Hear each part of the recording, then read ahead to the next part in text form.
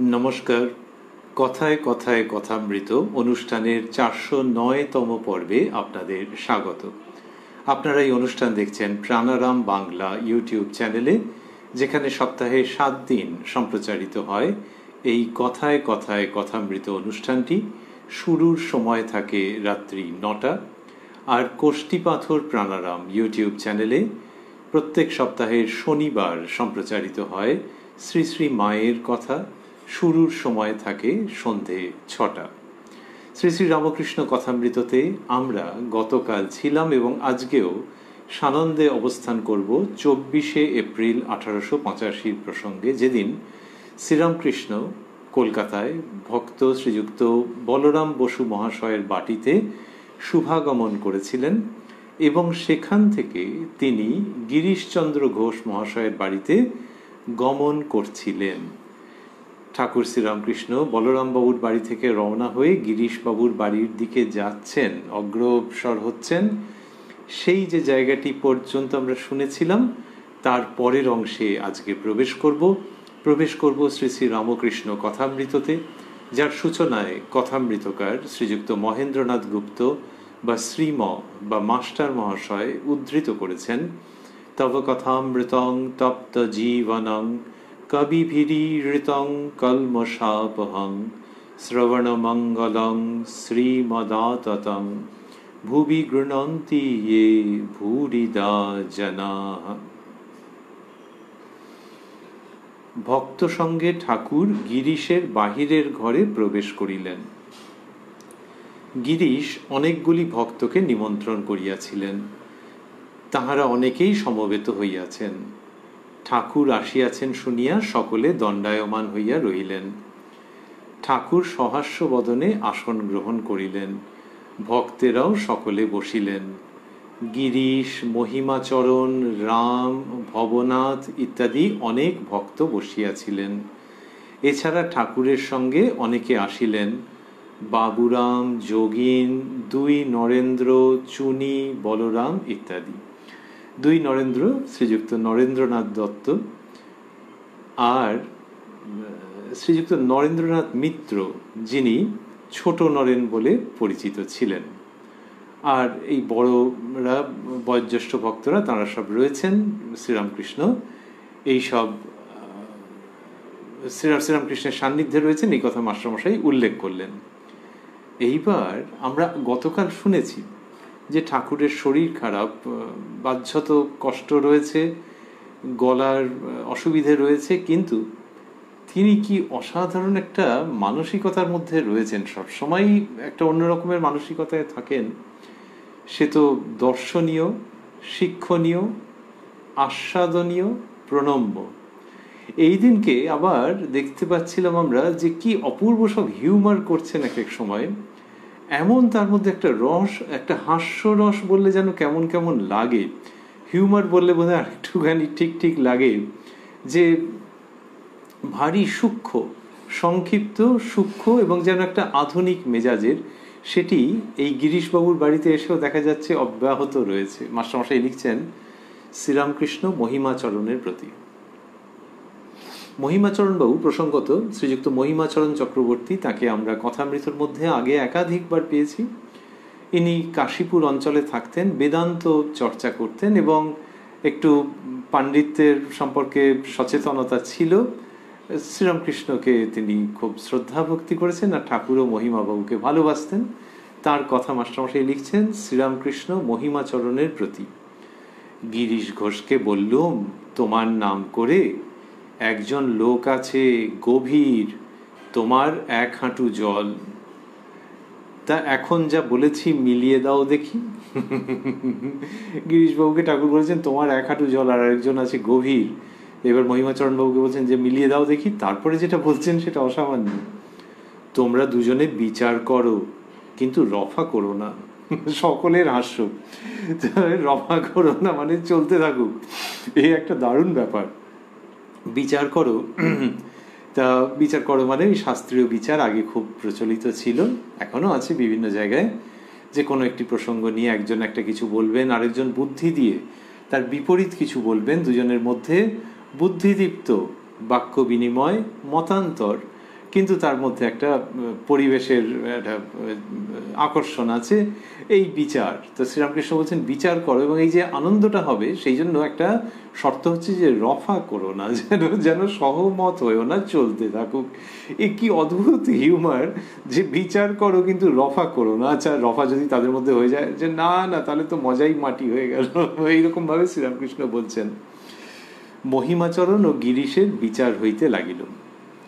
একটু আরম্ভ হইতে না হইতে রাম বলিলেন, ওসব থাক, কীর্তন হোক। রামচন্দ্র দত্ত মহাশয় ভক্ত মানুষ, এরাও ভক্ত, কিন্তু রামবাবুর মনে হচ্ছে যে কি সব যুক্তি দিয়ে বুদ্ধি দিয়ে সব হচ্ছে, কীর্তন হোক। ঠাকুরের সেটা মনোপুত নয়। মাস্টারমশাই লিখছেন, শ্রীরামকৃষ্ণ রামের প্রতি, না না, এর অনেক মানে আছে, এরা ইংলিশম্যান, এরা কি বলে দেখি। মহিমাচরণের মত, মাস্টারমশাই লিখছেন, মহিমাচরণের মত, সকলেই শ্রীকৃষ্ণ হতে পারে, সাধন করিতে পারিলেই হইল। গিরিশের মত, শ্রীকৃষ্ণ অবতার, মানুষ হাজার সাধন করুক, অবতারের মতো হইতে পারিবে না। এবার মহিমাচরণবাবু যা বলছেন মাস্টারমশাই সেটি লিখছেন, মহিমাচরণবাবু এবং গিরিশবাবু। মহিমাচরণ কি রকম জানেন? যেমন বেল গাছটা আম গাছ হতে পারে, প্রতিবন্ধক পথ থেকে গেলেই হলো। যোগের প্রক্রিয়া দ্বারা প্রতিবন্ধক চলে যায়। গিরিশ, তা মশাই যাই বলুন, যোগের প্রক্রিয়াই বলুন আর যাই বলুন, সেটি হতে পারে না। কৃষ্ণই কৃষ্ণ হতে পারেন। যদি সেই সব ভাব, মনে করুন রাধার ভাব, কারো ভিতরে থাকে, তবে সে ব্যক্তি সেই, অর্থাৎ সে ব্যক্তি রাধা স্বয়ং। শ্রীকৃষ্ণের সমস্ত ভাব যদি কারো ভিতর দেখতে পাই, তখন বুঝতে হবে শ্রীকৃষ্ণকেই দেখছি। মহিমাচরণ বিচার বেশি দূর লইয়া যাইতে পারিলেন না, অবশেষে একরকম গিরিশের কথায় সায় দিলেন। মহিমাচরণ গিরিশের প্রতি, হা মহাশয়, দুই সত্য। জ্ঞানপথ সেও তাঁর ইচ্ছা, আবার প্রেম ভক্তি তাঁর ইচ্ছা। ইনি যেমন বলেন, ভিন্ন পথ দিয়ে এক জায়গাতেই পৌঁছানো যায়। ওই যে মহিমাচরণবাবু যেটি বলছিলেন সেটি জ্ঞানের পথ, যে সকলেই সেই চূড়ান্ত সত্যে উপনীত হতে পারেন, এবং যদি তুমি অবতারবাদকে স্বীকার করে নাও, অবতার তত্ত্বকে স্বীকার করে নাও, তাহলে ওই রকম দৃষ্টিতে দাঁড়াচ্ছে যে প্রতিবন্ধক চলে গেলেই সেই অবতারের জায়গাতে সকলেই অবতীর্ণ হতে পারেন, উত্তীর্ণ হতে পারেন যোগের সাহায্যে। পাতঞ্জল যোগসূত্রে সত্যি সত্যি তো আছে, তথা ক্ষেত্রিকবৎ, যে মাঠের মধ্যে জল আনার জন্যে যেরকমভাবে কৃষক প্রয়াস করেন, সেরকমভাবে যদি কেউ প্রয়াস করেন, তাহলে সেই পরম সত্যের সঙ্গে যোগসূত্র স্থাপিত হয়ে যায়। তো মহিমাচরণবাবু এই দুটো সমন্বয় করে বলছেন যে যোগের দ্বারা ওই অবতারের ভাব সেটি সম্পূর্ণরূপে লভ্য। গিরিশবাবু বলছেন যে না, অবতার একটা আলাদা রকম। আর যদি কারোর মধ্যে দেখা যায় যে একদম অবতারের মতো, তাহলে জানতে হবে যে সেই অবতারই এই রূপে এসেছেন। সুতরাং অবতার ওই একটা শ্রেণী, এমনি মানুষ, সাধারণ মানুষ ওই অবতারের জায়গাতে পৌঁছতে পারেন না। এইটি যখন হচ্ছে, তখন মহিমাচরণবাবু রণে ভঙ্গ দিচ্ছেন একরকম, দিয়ে বলছেন যে দুই সত্য, জ্ঞানপথ সেও তাঁর ইচ্ছা, আবার প্রেম ভক্তি তাঁর ইচ্ছা, বলে শ্রীরামকৃষ্ণকে আনন্দের সঙ্গে সাক্ষী মানছেন, মেনে বলছেন। এরপরেই একটা অদ্ভুত ঘটনা ঘটতে চলেছে। তো মহিমাচরণবাবু বলছেন, ইনি যেমন বলেন, ভিন্ন পথ দিয়ে এক জায়গাতেই পৌঁছানো যায়। এবার যেই বলছেন ইনি যেমন বলেন, সেটা তো শ্রীরামকৃষ্ণ শুনছেন অবশ্যই, তার যেন ধক করে মনে হচ্ছে যে আচ্ছা হ্যাঁ হ্যাঁ হ্যাঁ, এই কথাটা আমি বলেছি। এইটা একটা শ্রীরামকৃষ্ণের ভাব, যে তিনি যা বলেন সেটা যখন শোনেন, তখন যেন মনে হয় আরেক ব্যক্তি শুনছেন। কেন এরকম হচ্ছে? শ্রীরামকৃষ্ণ বলেন যে মা তার মধ্য দিয়ে কথা বলছেন, তাকে দিয়ে কথা বলাচ্ছেন। এইটা বিনয় টিনয় করে বলেন না, এইটা শ্রীরামকৃষ্ণ একেবারে সত্যের উচ্চারণ করেন। এইবার মা যদি তার মধ্যে দিয়ে বলান, তাহলে শ্রীরামকৃষ্ণ সবসময় ওটির সঙ্গে সম্পূর্ণরূপে যে যুক্ত থাকতে পারছেন তাও নয়। তিনি যেটি বলছেন তার জীবনের মধ্যে থেকে যেটা দেখা যাচ্ছে যে মা বলাচ্ছেন তো তিনি যন্ত্রস্বরূপ, সেই জন্যে ওই কথাগুলো যদি হট করে কেউ বলে যে আপনি এরম এরম বলেছিলেন, তখন যেন মনে হচ্ছে হ্যাঁ হ্যাঁ হ্যাঁ হ্যাঁ হ্যাঁ বলেছি। এইরকম একটা ভাব শ্রীরামকৃষ্ণের ঘুরে ফিরে আসছে, এটা হয়ে যাচ্ছে। যদি কাউকে দিয়ে কিছু বলানো হয়, ধরা যাক ভালো কিছু, যে আপনি মঞ্চে উঠে এইটা বলবেন, আর তিনি মোটামুটি ওটা দেখলেন, এর মুখস্থ করার মতো করলেন, করে সেটাকে বললেন, তাহলে পরে যদি তার পরের দিন বা তার পরের দিন পরশু দিন যদি কেউ বলেন যে আপনি এটা বলেছিলেন খুব ভালো, তখন একটু সময় লাগবে ওটা স্মরণ করতে, বলে আচ্ছা হ্যাঁ হ্যাঁ হ্যাঁ বলেছিলাম। শ্রীরামকৃষ্ণের কতকটা সেই রকম, কিন্তু মুখস্থ করে নিয়ে বলা অন্যের কথা সেরকম নয়। শ্রীরামকৃষ্ণের জীবন ওর সঙ্গে এক তানে ধ্বনিত হয়, যা তিনি বলেন। ওই জীবন এবং বাণী অভিন্ন, কিন্তু তবু তিনিই বলছেন যে যেটা বলেন সেইটা কেয়ার অফ মা ভবতারিণী, তিনি বলান। তাহলে এই মা যা বলান সেটি মায়ের সন্তানের জীবনের মধ্যে দেখতে পাওয়া যায়, কিন্তু তা সত্ত্বেও ওইটি তাই যখন কথা বলা হচ্ছে যে আপনি এরকম বলেছেন, শ্রীরামকৃষ্ণের যেন একটু সময় লাগছে, তারপর হ্যাঁ হ্যাঁ হ্যাঁ এটা বলেছি। আর এখানে যখন গিরিশবাবুর সঙ্গে মহিমাচরণ বাবুর ওই বাক্য বিনিময় চলছে, তার মধ্যে মহিমাচরণ বাবু হঠাৎ করে উল্লেখ করেছেন ইনি যেমন বলেন ভিন্ন পথ দিয়ে এক জায়গাতেই পৌঁছানো যায়, তখন শ্রীরামকৃষ্ণের ব্যবহার দেখলে অবাক হতে হয়, আনন্দ লাগে, বিস্ময়ও হয়। মাস্টারমশাই লিখছেন শ্রীরামকৃষ্ণ মহিমার প্রতি একান্তে, কেমন ঠিক বলছি না? এই অদ্ভুত ব্যাপার যে এই যেটা বলেছি ঠিক বলেছি না।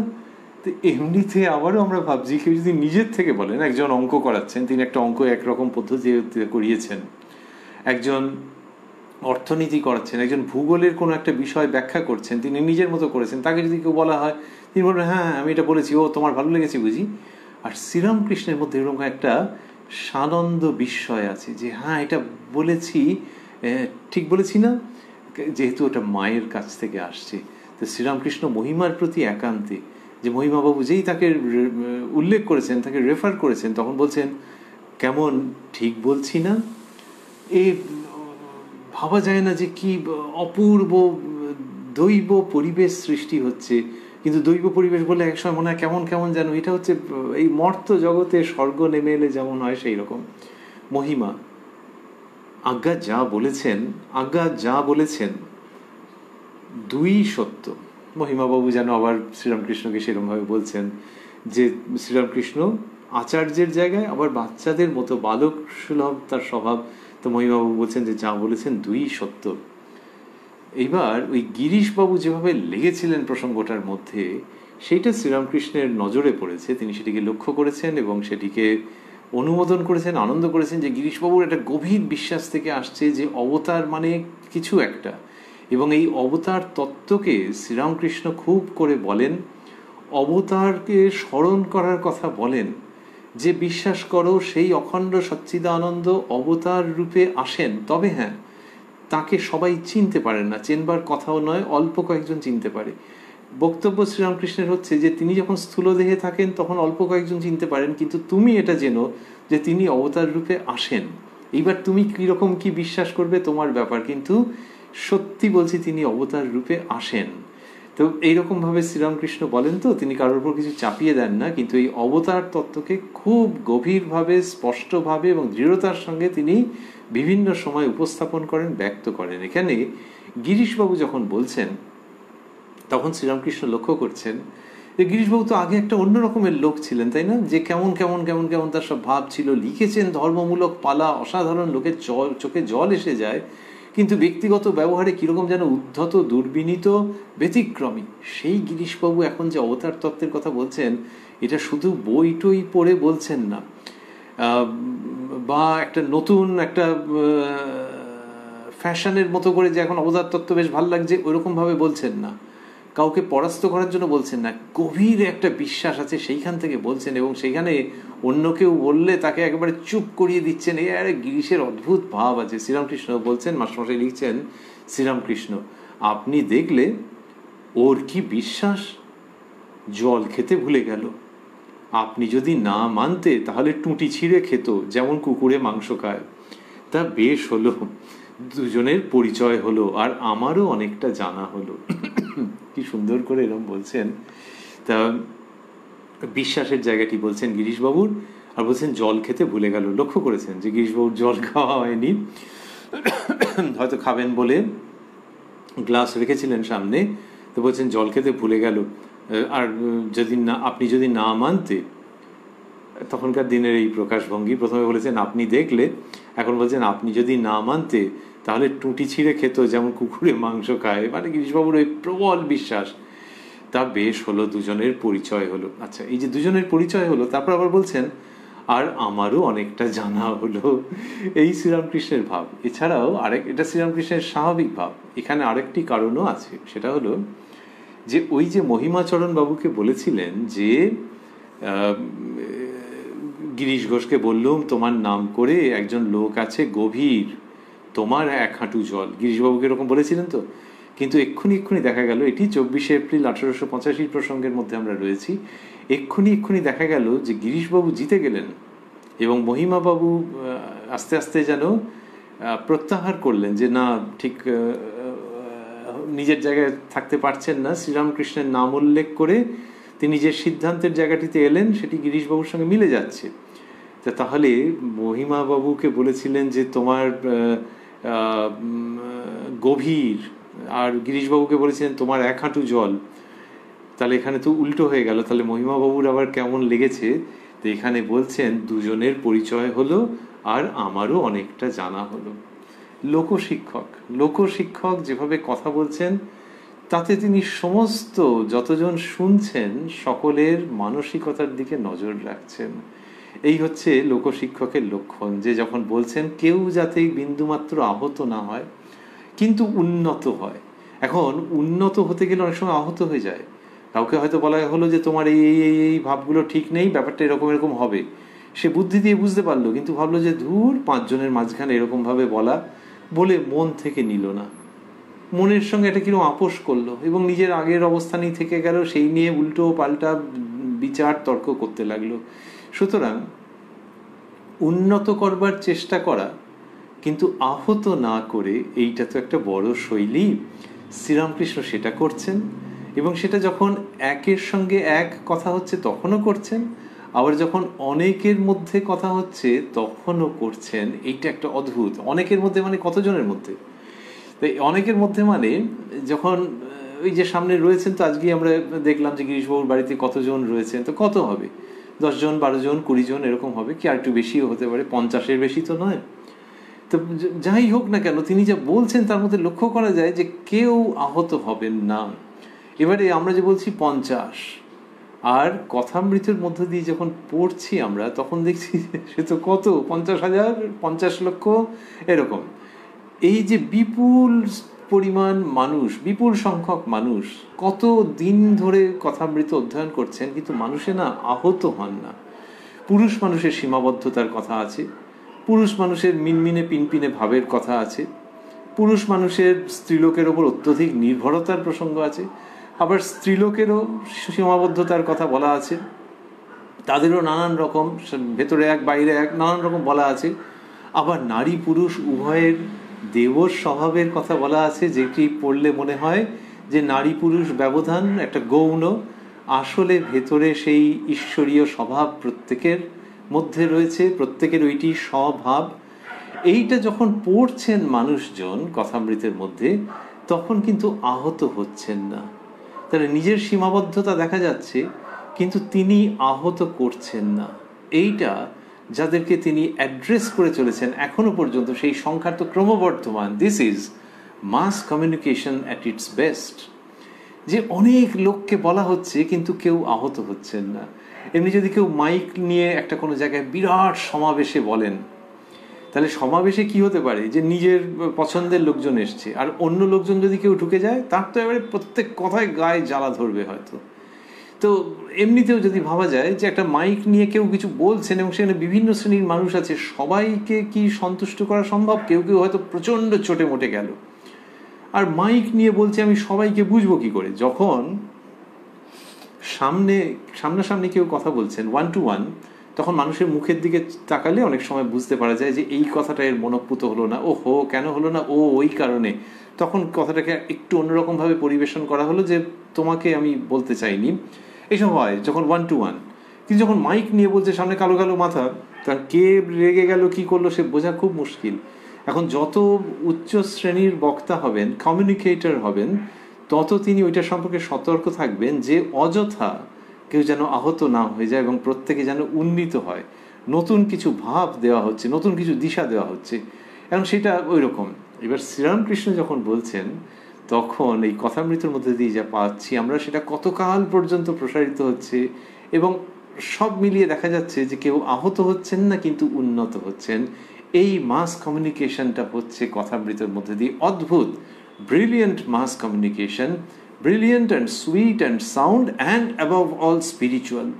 Now Kathamrita is nothing but spiritual mass communication at its best.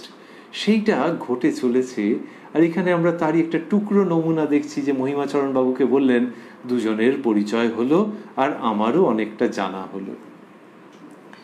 কীর্তনিয়া দলবলের সহিত উপস্থিত, মাস্টারমশাই লিখে চলেছেন কীর্তনিয়া দলবলের সহিত উপস্থিত, ঘরের মাঝখানে বসিয়া আছে। কীর্তনিয়া কীরকম ব্যাপারটা হলো, এইটি হচ্ছে যে গিরিশবাবুর বাড়িতে গিরিশবাবু ব্যবস্থা করেছেন, আমরা গতকাল শুনেছি, আরেকবার শুনবো।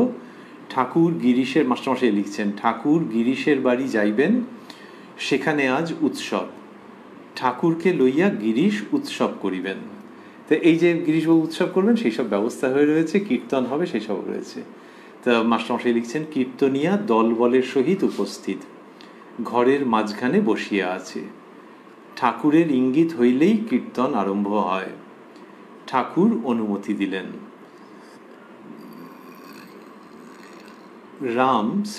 শ্রীরামকৃষ্ণের প্রতি রামবাবু জিজ্ঞাসা করছেন, আপনি বলুন এরা কি গাইবে? শ্রীরামকৃষ্ণ, আমি কি বলবো একটু চিন্তা করিয়া, আচ্ছা অনুরাগ, মানে শ্রীকৃষ্ণ রাধাকৃষ্ণের ভাবের কীর্তন এবং অনুরাগের পর্বটি খুব সুন্দর। কীর্তন, মাস্টারমশাই লিখছেন কীর্তনিয়া পূর্বরাগ গাইতেছেন। আরে মোর গোরা দ্বিজমণি, রাধা রাধা বলি কান্দে লোটায় ধরণী, রাধা নাম জপে গোড়া পরম যতনে। এখানে শ্রী চৈতন্যের কীর্তন হচ্ছে। রাধা নাম জপে গোড়া পরম যতনে, সুরধুনি ধারা বহে অরুণ নয়নে। তাহলে প্রথম থেকে, আরে মোর গোরা দ্বিজমণি, রাধা রাধা বলি কান্দে লোটায় ধরণী, রাধা নাম জপে গোড়া পরম যতনে, সুরধুনি ধারা বহে অরুণ নয়নে, ক্ষণে ক্ষণে গোড়া অঙ্গ ভূমে গড়ি যায়, রাধা নাম বলি ক্ষণে ক্ষণে মুড়ো ছায়, পুলকে পুরল তনু গদ গদ বোল, বাসু কহে গোড়া কেন এত উতরোল। কীর্তন চলিতে লাগিল। তাহলে শ্রী চৈতন্য রাধা নামে বিভোর। কীর্তন চলিতে লাগিল। যমুনা তটে প্রথম কৃষ্ণ দর্শন অবধি শ্রীমতীর অবস্থা সখীগণ বলিতেছেন। তাহলে তার মানে হচ্ছে যে যমুনা তটে প্রথম শ্রীকৃষ্ণকে দর্শন করেছেন শ্রীরাধিকা, সেই থেকে, সেটিরই বাংলা হচ্ছে এরকম, যমুনা তটে প্রথম কৃষ্ণ দর্শন অবধি, মানে এভার সিন্স দেন শ্রীমতীর অবস্থা সখীগণ বলিতেছেন। ঘরের বাহির, কীর্তন হচ্ছে, ঘরের বাহিরে দণ্ডে শতবার, তিলে তিলে আইসে যায়, মন উচাটন নিঃশ্বাস সঘন, কদম্ব কাননে চায়, রাই এমন কেনে বা হইল, গুরু দুরুজন ভয় নাহি মন, কোথা বা কি দেব পাইল, সদাই চঞ্চল বসন অঞ্চল, সম্বরণ নাহি করে, বসি বসি থাকি উঠয়ে চমকি, ভূষণ খসিয়া পড়ে, বয়সে কিশোরী রাজার কুমারী, তাহে কুলবধূ বালা, কিবা অভিলাষে আছয়ে লালসে, না বুঝি তাহার ছলা, তাহার চরিতে হেন বুঝি চিতে হাত বাড়াইল চান্দে, চণ্ডীদাস কয় করি অনুনয়, ঠেকেছে কালিয়া ফান্দে। এরকম চণ্ডীদাসের কীর্তন হচ্ছে, শ্রীরাধিকার অবস্থা বর্ণনা হচ্ছে, সেটি গিরিশবাবুর বাড়িতে ঘটছে। এই যে শ্রীকৃষ্ণের জন্য শ্রীরাধিকার এই ভাব, যে ওই যে দর্শন করা অবধি মন উচাটন, এইরকম ভাব, আর সখীরা দেখে অবাক হয়ে যাচ্ছেন। যমুনা তটে শ্রীকৃষ্ণকে প্রথম দর্শন, সেই রকম সাধক বা সাধিকা যখন শ্রী ভগবানের কিছুমাত্র আভাস প্রথম পাচ্ছেন, ভগবান ভগবতী, তখন থেকে এইরকম অবস্থা মনের এইরকম অবস্থা, উতলা, মন উচাটন, বাইরের জগৎ ভুল হয়ে যাচ্ছে, কোনো ঠিক ঠিকানা থাকছে না, কতদূর ঠিক থাকছে না। পুরুষ মানুষ, তাঁর আর জগতের কিছু ঠিক নেই, যে কি করবেন, ভবিষ্যতের চিন্তা, আসক্তি কোথায় ভেসে গেছে। আর আগে যে জগতের ব্যাপারগুলো গায়ের সঙ্গে লেগে লেগে থাকতো, সেগুলো এখন খসে খসে পড়ছে। শুধু সেই শ্রী ভগবান বা শ্রী ভগবতীকে স্মরণে আসছে, আর লোকে বলছে তুমি এটা করবে না, কোথায়, সেদিকে আর মন নেই। যেগুলো যেন এর গায়ের সঙ্গে লেগে থাকতো, সেগুলো মন নেই। এটাকে কি করে সবচেয়ে ভালো বোঝানো যায়? সদাই চঞ্চল বসন অঞ্চল সম্বরণ নাহি করে, বসি বসি থাকি উঠয়ে চমকি ভূষণ খসিয়া পড়ে।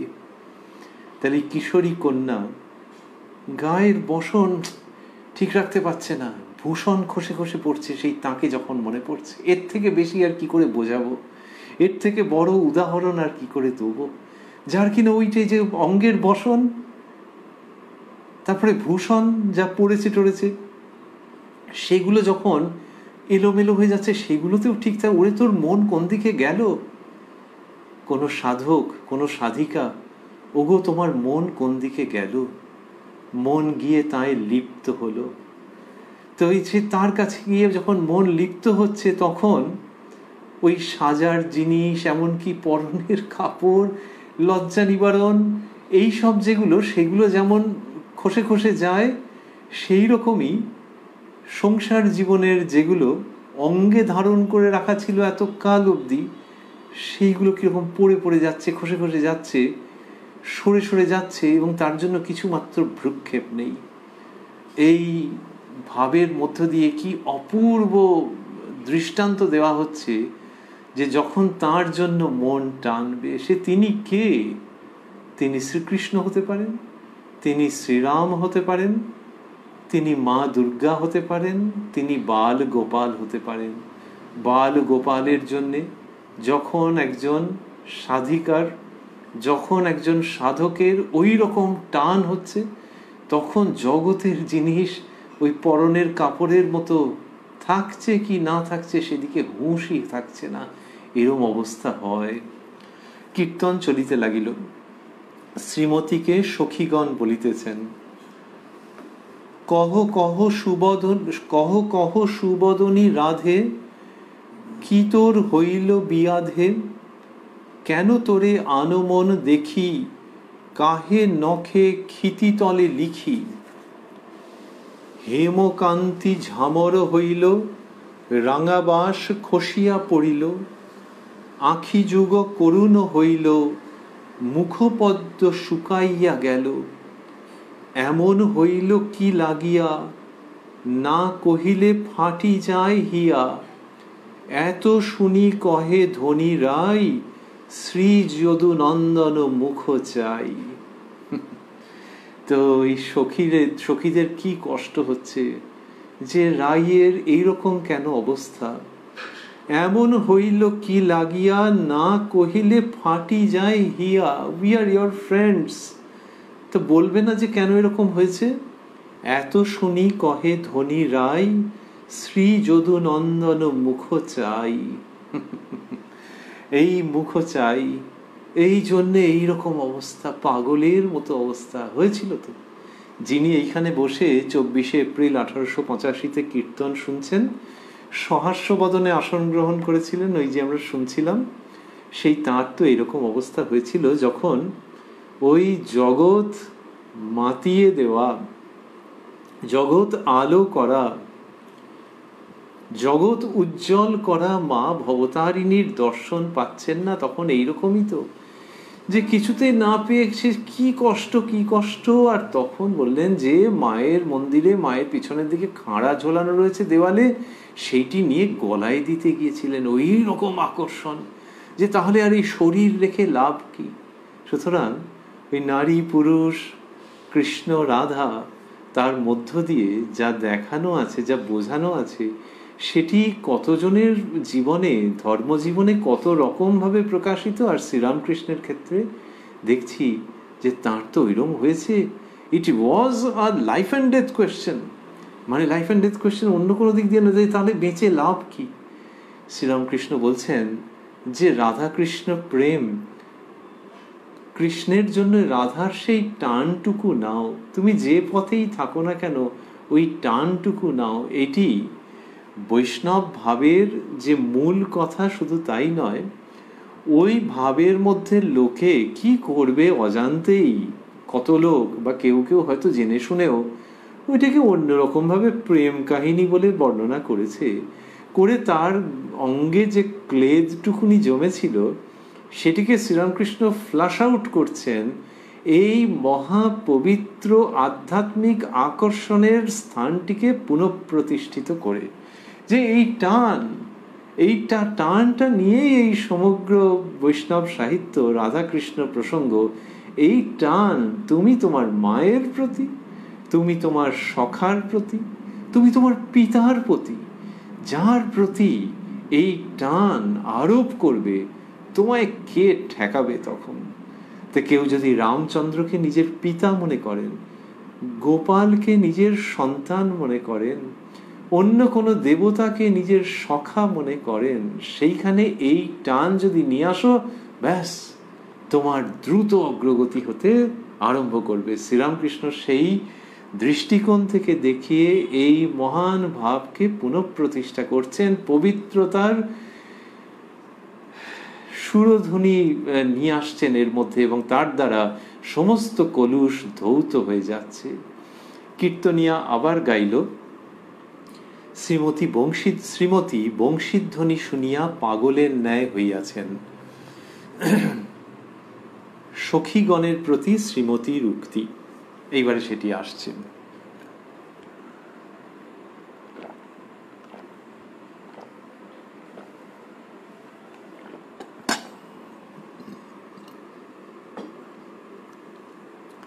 সখীগণের প্রতি শ্রীমতীর উক্তি। কদম্বের বনে থাকে কোন জনে, কেমনে শবদ আসি, একই আচম্বিতে শ্রবণের পথে মরমে রহল পশি। বংশীধ্বনি শুনছেন তো? সন্ধ্যায় মরমে ঘুচায়া ধরমে, করিল পাগলি পাড়া, চিত স্থির নহে সোয়াশ বারহে, নয়নে বহয়ে ধারা। এই যে মাঝখানে রয়েছে ঘুচায়া ধরমে, ঘুচায়া ধরমে, যে ওই কুলের রীতিনীতি আরো কত কি আছে, সেগুলো কোথায় ঘুচে গেল ওই বংশীধ্বনি শুনে। এর তাৎপর্য হচ্ছে যে চিরাচরিত ধর্মের মধ্যে মানুষ যে অভ্যস্ত থাকে, যে এটা ডান হাতে ধরতে হয়, ওটা বাঁ হাতে ধরতে হয়, এটা এই ওটা ওই, সেটার কিছুটা পর্যন্ত নিশ্চয়ই তার উপযোগিতা আছে। কিন্তু যখন ভেতরে ভেতরে সেই বংশীধ্বনি শোনা যায়, তখন ওগুলো সব এলোমেলো হয়ে যায়। ইচ্ছে করে কেউ যদি ওগুলোকে ভাঙে তাহলে সেটা তো খারাপ।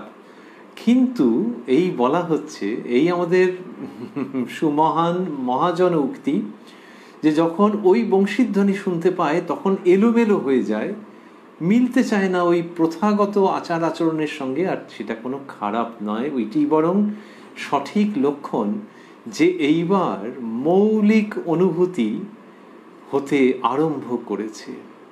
তো সেই জন্যে ঘুচায়া ধর্মে, ওই ধর্ম, প্রথাগত ধর্ম, ও একেবারে অন্যরকম হয়ে যায়। শ্রীরামকৃষ্ণ এটিকে অন্যভাবেও অন্যত্র বিভিন্নভাবে ব্যাখ্যা করেছেন। শ্যামা সঙ্গীতের উল্লেখ করেছেন, আমি কালী ব্রহ্ম জেনে মর্ম, ধর্মাধর্ম সব ছেড়েছি। সন্ধ্যায় মরমে ঘুচায়া ধরমে, করিল পাগুলি পাড়া, চিত স্থির নহে, সোয়াশ বারহে, নয়নে বহয়ে ধারা। কি জানি কেমন সেই কোন জন এমন শব্দ করে, না দেখি তাহারে হৃদয় বিদরে, রহিতে না পারি ঘরে। পরাণ না ধরে, কন কন করে, রহে দর্শন আসে, যবহু দেখিবে পরাণ পাইবে, কহয়ে উদ্ধব দাসে। এই পদকর্তা দাস স্বভাব অবলম্বন করে বলছেন যে আমি তোমাদের দাস। এই রাধা কৃষ্ণের ভাব, শ্রীমতীর ভাব এখানে প্রকাশিত। পরাণ না ধরে, কন কন করে, রহে দর্শন আসে, যবহু দেখিবে পরাণ পাইবে, কহয়ে উদ্ধব দাসে। গান চলিতে লাগিল। শ্রীমতীর কৃষ্ণ দর্শন জন্য প্রাণ ব্যাকুল হইয়াছে। শ্রীমতী বলিতেছেন, পहिले শুনিনু অপরূপ ধ্বনি, কদম্ব কানন হইতে, তারপর দিনে ভাটের বর্ণনে, শুনি চমকিত চিতে। আর একদিন মোর প্রাণ সখী কহিলে যাহার নাম, আহা সকল মাধুর্যময় কৃষ্ণ নাম। গুণীগণ গানে শুনিনু শ্রবণে, তাহার এ গুণগ্রাম। সহজে অবলা তাহে কুলবালা, গুরুজন জ্বালা ঘরে, সে হেন নাগরে, আরতি বাড়য়ে, কেমনে পরাণ ধরে। সে হেন নাগরে, আরতি বাড়য়ে, কেমনে পরাণ ধরে।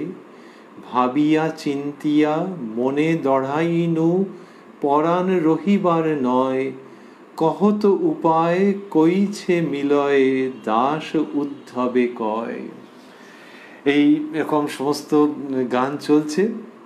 আর ওই যে আখর ছিল, আহা সকল মাধুর্যময় কৃষ্ণ নাম, সেটি যখন হচ্ছে তখন শ্রীরামকৃষ্ণের ভাবান্তর হচ্ছে। মাস্টারমশাই লিখছেন, আহা সকল মাধুর্যময় কৃষ্ণ নাম। এই শব্দগুলি স্থূলাক্ষরে দিয়েছেন মাস্টারমশাই। আহা সকল মাধুর্যময় কৃষ্ণ নাম, এই কথা শুনিয়া ঠাকুর আর বসিতে পারিলেন না। একেবারে বাহ্যশূন্য দণ্ডায়মান, সমাধিস্থ। সমাধিস্থ শব্দটি স্থূলাক্ষরে। ডান দিকে ছোট নরেন দাঁড়াইয়া, একটু প্রকৃতিস্থ হইয়া মধুর কণ্ঠে কৃষ্ণ কৃষ্ণ এই কথা শাস্ত্রু নয়নে বলিতেছেন। ক্রমে পুনর্বার আসন গ্রহণ করিলেন। তো ঠাকুর বসতে পারলেন না। যখন ওইটা গানের মধ্যে হলো, কীর্তনের মধ্যে আহা সকল মাধুর্যময় কৃষ্ণ নাম, তখন শ্রীরামকৃষ্ণ দাঁড়িয়ে উঠলেন এবং বাহ্যশূন্য হয়ে গেলেন, সমাধিস্থ হয়ে গেলেন। কি অসাধারণ সব ঘটছে। এবং ডান দিকে শ্রীযুক্ত ছোট নরেন দাঁড়িয়ে রয়েছেন। তার মানে হয়তো ঠাকুর তাকে একটু অবলম্বন করেছেন, বা যেভাবেই হোক ডান দিকে দাঁড়িয়ে আছেন। মাস্টারমশাই এই কথাটি লিখছেন, হয়তো ছোট নরেন ওইখানে দাঁড়াচ্ছেন যে ঠাকুরের যদি দাঁড়াতে কোনো অসুবিধা হয় তিনি তাকে ধারণ করবেন। একটু প্রকৃতিস্থ হইয়া, তার মানে এই প্রকৃতিতে এসে, ওই স্বর্গীয় প্রকৃতির মধ্যে শ্রীরামকৃষ্ণ ছিলেন। একটু প্রকৃতিস্থ হইয়া মধুর কণ্ঠে কৃষ্ণ কৃষ্ণ এই কথা শাস্ত্রু নয়নে বলিতেছেন। কাঁদছেন, কাঁদতে কাঁদতে কৃষ্ণ নাম করছেন।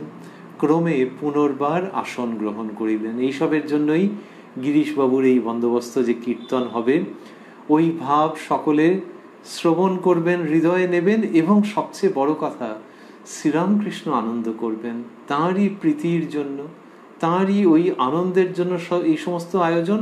আর শ্রীরামকৃষ্ণ যখন আনন্দ করছেন তখন ভক্তদের ভেতরে যে আস্বাদন, সেটি যেন সহস্র গুণ বর্ধিত হচ্ছে। এই তো ব্যাপার, সহস্র গুণ বর্ধিত হচ্ছে। যখন ধরা যাক কেউ গান করছেন, তখন কেউ যদি চোখ বুজে শোনেন, আর গান খুব শুনতে ভালো লাগছে, চমৎকার লাগছে, এইবার চোখ খুলে যদি দেখেন যে যিনি গাইছেন তিনিও খুব আনন্দ করে গাইছেন, অথবা সামনে একজন শুনছেন, তার মুখে চোখের মধ্যে কি আনন্দের অভিব্যক্তি যিনি শুনছেন, তখন এই ব্যক্তির আনন্দ অনেক বেড়ে যায়। তো এই শ্রীরামকৃষ্ণ যেভাবে আনন্দ করছেন কীর্তনের বর্ণে বর্ণে যেন, এবং এক একটি পংক্তিতে এসে তিনি সমাধিস্থ হচ্ছেন, সেটির মধ্য দিয়ে ভক্তদের আবার কি বিপুল প্রাপ্তি হচ্ছে, যে এই পংক্তিগুলির মধ্যে কি সুগভীর মাধুর্য যেন জমাট বাঁধা হয়ে রয়েছে, সেটি এই মহাপুরুষকে দর্শন করে আজ প্রত্যক্ষ হচ্ছে। মাস্টারমশাই লিখছেন, কীর্তনিয়া আবার গাইতেছেন। বিশাখা দৌড়িয়া গিয়া একখানি চিত্রপট আনিয়া শ্রীমতীর সম্মুখে ধরিলেন। বিশাখা শ্রীমতীর অন্যতম সখীগণের মধ্যে ললিতা, বিশাখা অগ্রগণ্যা। তিনি দৌড়ে গিয়ে একটি চিত্রপট আনিয়া শ্রীমতীর সম্মুখে ধরিলেন। ছবি কি আছে সেই ছবিতে? মাস্টারমশাই লিখছেন, চিত্রপটে সেই ভুবন রঞ্জন রূপ। শ্রীমতী পটদর্শনে বলিলেন, এই পটে যাকে দেখছি তাকে যমুনা তটে দেখা অবধি আমার এই দশা হয়েছে। কীর্তন শ্রীমতীর উক্তি। যে দেখেছি যমুনা তটে, সেই দেখি এই চিত্রপটে। যার নাম কহিল বিশাখা, সেই এই পটে আছে লেখা। যাহার মুরলী ধ্বনি, সেই বটে এই রসিক মণি। যাহার মুরলী ধ্বনি, সেই বটে এই রসিক মণি। আধু মুখে যার গুণ গাঁথা, দুটি মুখে শুনি যার কথা। এই মোর হরিয়াছে প্রাণ, ইহা বিনে কেহ নহে আন। এত কহি মুরছি পড়য়, সখীগণ ধরিয়া তোলয়। শ্রী রাধিকা মূর্ছিত হয়ে পড়লেন ওই চিত্রপট দেখে। পুনঃ কহে পাইয়া চেতনে, কি দেখিনু দেখাও সে জনে। সখীগণ করয়ে আশ্বাস, ভনে ঘনশ্যাম দাস। যে সখীরা এরকম আহা শ্রী রাধিকার জন্যে চিত্রপট এনেছে, কিন্তু দেখো ওগো, সেই চিত্রপট দেখে রাই মূর্ছিত হয়ে পড়ছেন। আবার মূর্ছা ভেঙে বলছেন, আবার দেখাও দেখাও। পুনঃ কহে পাইয়া চেতনে, কি দেখিনু দেখাও সে জনে। সখীগণ করয়ে আশ্বাস, ভনে ঘনশ্যাম দাস। তো ওই ভগবানকে নিয়ে ওই আনন্দ, তার অদর্শনে ওই বিরহ, আর একবার যদি বা চকিত দর্শন পাওয়া গেল, মন যেন সমাধিতে চলে যাচ্ছে, আবার সেইখান থেকে ফিরে এসে পুনঃ পুনঃ দর্শন করতে ইচ্ছে হচ্ছে। ঠাকুর আবার উঠিলেন, নরেন্দ্রাদি সাঙ্গপাঙ্গ লইয়া উচ্চ সংকীর্তন করিতেছেন। ঠাকুর আবার উঠিলেন মানে দাঁড়িয়ে উঠলেন। একবার দাঁড়িয়ে উঠছেন, একবার বসছেন। ভাবে এই অবস্থা, এই যে ভাব বলা হয় ঈশ্বরীয় ভাব, সুমধুর গভীর পবিত্র ঈশ্বরীয় ভাব, তাতে যেন ছটফট করছেন। লোকে যখন ছটফট করে ভাবে যে কি হলো কি হলো, আর এই অবস্থা, চোখ চেয়ে দেখবার চোখ ফেরানো যায় না। যে এই রকম ঈশ্বরীয় প্রেমে এই রকম ব্যাকুলতা হচ্ছে, সেই ঠাকুর একবার উঠছেন একবার বসছেন, কি অপূর্ব। আর এখন যখন শ্রীমতীর এই অবস্থার কথা বলা হলো, আর বসে থাকতে পারছেন না, নরেন্দ্রাদি সাঙ্গপাঙ্গ লইয়া উচ্চ সংকীর্তন করিতেছেন, তাদেরকে নিয়ে গান গাইছেন। কীর্তনিয়া হয়তো যোগদান করেছেন, আর ঠাকুর উদ্দীপ্ত হয়ে কি করলেন, সাঙ্গপাঙ্গ যারা রয়েছেন নরেন্দ্রাদি, এই নরেন্দ্র কে? এই নরেন্দ্র স্বামীজি। তো তাকে এবং অন্যদের নিয়ে উঠে দাঁড়িয়েছেন, উঠে দাঁড়িয়ে উচ্চ সংকীর্তন করছেন। যাদের হরি বলতে নয়ন ঝরে তারা দুভাই এসেছে রে। যারা আপনি কেঁদে জগৎ কাঁদায়, যারা মার খেয়ে প্রেম যাচে, যারা ব্রজের কানাই বলাই, যারা ব্রজের মাখন চোর তারা দুভাই এসেছে রে। যারা জাতির বিচার নাহি করে, যারা আপা মরে কোল দেয়, যারা আপনি মেতে জগৎ মাতায়, যারা হরি হয়ে হরি বলে, যারা জগাই মাধাই উদ্ধারিল, যারা আপন পর নাহি বাঁচে, জীব তরাতে তারা দুভাই এসেছে রে। নিতাই গৌর তারা দুভাই এসেছে রে। যাদের হরি বলতে নয়ন ঝরে তারা দুভাই এসেছে রে। আবারও গান, নদে টলমল করে গৌর প্রেমের হিল্লোলে রে। এইসব গান শ্রীরামকৃষ্ণ গাইছেন এবং কি অপূর্ব পরিবেশ সৃষ্ট হচ্ছে। এবং সেইখানে কি হয়েছে, গান গাইতে গাইতে ঠাকুর সমাধি, মাস্টারমশাই লিখছেন ঠাকুর আবার সমাধিস্থ শব্দটি স্থূলাক্ষরে। তো ওই রকম গান গাইতে গাইতে উচ্চ সংকীর্তন করতে করতে শ্রীরামকৃষ্ণ সমাধিস্থ হয়ে যাচ্ছেন। ওই যে বসেছিলেন, আমরা আবারও স্মরণ করছি সেই অপূর্ব দেবদুর্লভ দৃশ্য, যে বসেছিলেন কিন্তু ভাবের আবেশে উঠে দাঁড়িয়েছিলেন, পুনরায় বসেছিলেন, আবার উঠে দাঁড়িয়েছেন। ওই যে বসে থাকা যে খুব দেহ ভুল হয়ে যাচ্ছে, এত ভেতরে একটা ঈশ্বরীয় আনন্দ হচ্ছে, সেখান থেকে দাঁড়িয়ে উঠছেন, সংকীর্তন করছেন, পুনরায় সমাধিস্থ হচ্ছেন। এই যে দেহ ভুল হয়ে যাওয়া, সেটা কোন স্তরের এক্ষুনি দেখবো আমরা। মাস্টারমশাই লিখছেন যে ঠাকুর আবার সমাধিস্থ, ভাব উপশম হইলে আবার আসন গ্রহণ করিলেন। এই যে ভাব উপশম হচ্ছে, ধীরে ধীরে এই জগতে ফিরছেন। তারপরে মাস্টারমশাই লিখছেন শ্রীরামকৃষ্ণ মাস্টারের প্রতি কোন দিকে সুমুখ ফিরে বসেছিলাম এখন মনে নাই। তার মানে যে বসছেন, যে কোন দিকটায় মুখ করে বসেছিলাম বলতো, এখন মনে নাই। এই হয় নাকি কখনো এমনিতে? একজন লোক যদি বসে থাকেন, কেউ ধরা যাক দেখা করতে এসছেন, তার জন্য দাঁড়িয়ে উঠলেন, অথবা কেউ বললেন ওই জানলা দিয়ে দেখো তো ওই দিকটা দেখা যাচ্ছে কিনা, একটা আওয়াজ আসছে, যাই হোক না কেন, আবার যখন বসছেন তখন মনে থাকবে না যে একটু আগে কোন দিকে মুখ করে বসেছিলাম? শ্রীরামকৃষ্ণ মাস্টারমশাইকে বলছেন। এইটি আমরা আগে বলছিলাম মাস কমিউনিকেশন, অনেকের জন্য বলা, আর এখানে মাস্টারমশাইকে বলছেন। কিন্তু সকলে উৎকর্ণ হয়ে যেন এই দেববাণী শ্রবণ করতে চাইছেন। কথামৃতের মধ্য দিয়ে এই অজানিত মাস কমিউনিকেশনও হচ্ছে। শ্রীরামকৃষ্ণকে দেখছি মাস্টারমশাইকে বলছেন কোন দিকে সুমুখ ফিরে বসেছিলাম এখন মনে নাই। এ অপূর্ব দৃশ্য ব্যাখ্যা করা যায় না, তবে হ্যাঁ অনুসরণ করা যায়, শ্রবণ করে অন্তরে অন্তরে আস্বাদন করা যায়। সেই জন্যই তো শ্রবণ মঙ্গল। আমরা সেই ভাবকে অন্তরে অন্তরে ধারণ করতে চাইব, যে একজন কতদূর একটি অধ্যাত্ম চেতনার মধ্যে এক সুমধুর আনন্দ ঘন বিরহ বর্ণনার মধ্যে মগ্ন হয়ে থাকলে, where he was sitting he has just forgotten। বলছেন যে কোন দিকে সুমুখ ফিরে বসেছিলাম এখন মনে নাই। এই যে জগদতীত ঈশ্বরীয় আনন্দ শ্রীরামকৃষ্ণ এই জগতে সেটিকে নিয়ে আসছেন।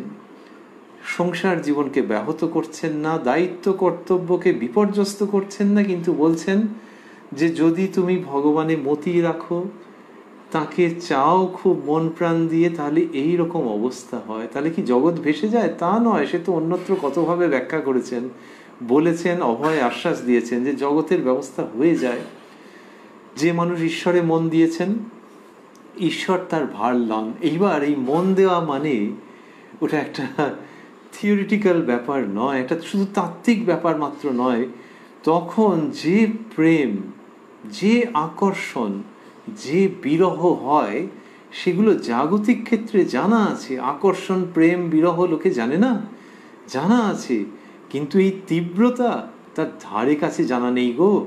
যখন ঈশ্বরের জন্য ওটা হবে, তখন দেখবে এই পরিচিত শব্দগুলো কি অপরিচিত, অবর্ণনীয় এবং অসীম আনন্দপূর্ণ ব্যঞ্জনা নিয়ে তোমার জীবনে এসে উপস্থিত হবে। শ্রীরামকৃষ্ণ সেই আদ্যন্ত পবিত্র আনন্দ মাখা আধ্যাত্মিকতার যে বর্ণনা দিচ্ছেন, সেটি মস্তকে, হৃদয়ে, অন্তরে ধারণ করে আমরা আজকের অনুষ্ঠান সমাপন করতে চাইছি। আমরা রয়েছি উদ্বোধন কার্যালয়ে প্রকাশিত শ্রী শ্রী রামকৃষ্ণ কথামৃতের 817 পৃষ্ঠায়, রয়েছি 24 এপ্রিল 1885 আনন্দ বর্ণনায়। শ্রীরামকৃষ্ণের কৃপা সাপেক্ষে এর পরের প্রসঙ্গের মধ্যে আমরা প্রবেশ করব ওই দিনই গিরিশবাবুর বাড়িতে, যখন আপনাদের সঙ্গে আমাদের পুনরায় দেখা হবে এই কথায় কথায় কথামৃত অনুষ্ঠানে আগামীকাল প্রাণারাম বাংলা ইউটিউব চ্যানেলে, যেখানে সপ্তাহের প্রত্যেক দিন সম্প্রচারিত হয় এই অনুষ্ঠানটি কথায় কথায় কথামৃত। শুরুর সময় থাকে রাত্রি 9টা, আর কোষ্ঠীপাথর প্রাণারাম ইউটিউব চ্যানেলে প্রত্যেক সপ্তাহের শনিবার সম্প্রচারিত হয় শ্রী শ্রী মায়ের কথা। শুরুর সময় থাকে সন্ধে 6টা।